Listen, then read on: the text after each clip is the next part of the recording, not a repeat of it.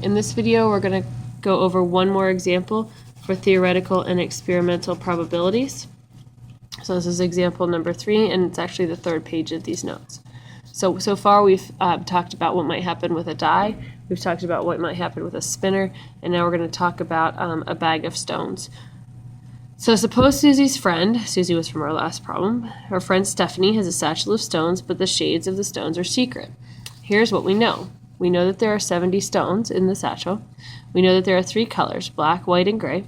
And when Stephanie selected 10 stones, these were the results. So Stephanie did an experiment. She pulled out 10 of the stones one at a time and put them back. There were 6 black that she pulled out, 1 white that she pulled out, and 3 gray. So let's predict the number of stones in each color in the satchel based on the experimental probabilities. So first we have to find the experimental probabilities, and in order to do that, we need to know the total of stones that we picked, and our problem told us that that was 10. So the probability for black was 6 out of 10, which would reduce to 3 out of 5. The probability of a white would be 1 out of 10, and the probability of gray would be 3 out of 10. We can use proportions to determine the theoretical probabilities. So we can make a prediction from the experiment. Okay, so we know that there are 70 stones in the bag. That was given to us up here in what we knew. Okay, so we can set up a proportion. We don't know how many out of the 70 are black. We don't know that. Okay, but we do know that when we pulled stones out of the satchel in our experiment, 3 out of 5 of them turned out to be black. Okay, I don't know if you guys have ever seen solving proportions before, but there's 2 ways you can do this.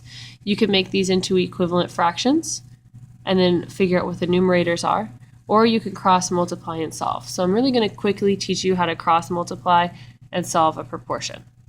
So you would first multiply the denominator by the numerator in that wing, so you would have 70 times 3, and that's equal to, and then this side, 5 times x, or 5x. It's all cross multiplication is, and it works every time when you're solving a proportion.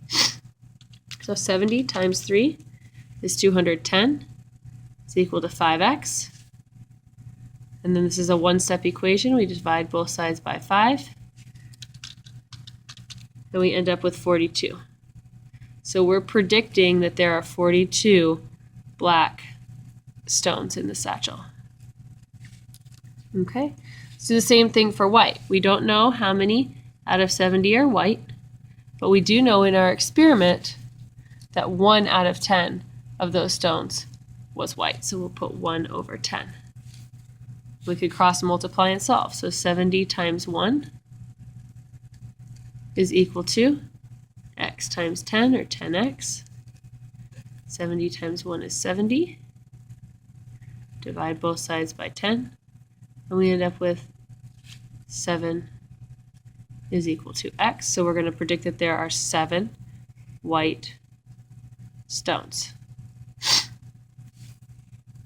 Okay, one more time, gray.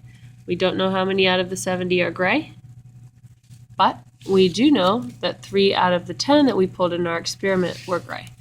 So 3 over 10. So 3 times 70 is 210 is equal to 10 times x is 10x. Divide both sides by 10 in order to solve, and we end up with 21 is equal to x. So we're predicting that there are 21 gray stones. Okay, suppose the numbers of stones in the satchel are 10 white, 20 gray, and 40 black. How accurate was your prediction? So again, I like a little table here. I like my prediction and my actual and my color. This helps me visualize the data a little bit better. So if the color was black, we predicted 42 and the actual was 40. For white, we predicted 7 and the actual was 10. And for gray, we predicted 21 and the actual was 20. So our predictions were pretty accurate.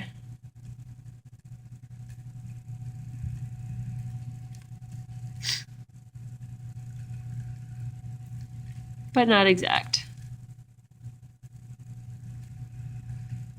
This is because experiments always have some room for fluctuation. There is no exact answer when you're conducting an experiment, but they are pretty helpful, again, if you're making predictions. So experiments rarely yield exact results. And again, they're helpful when you're making estimates.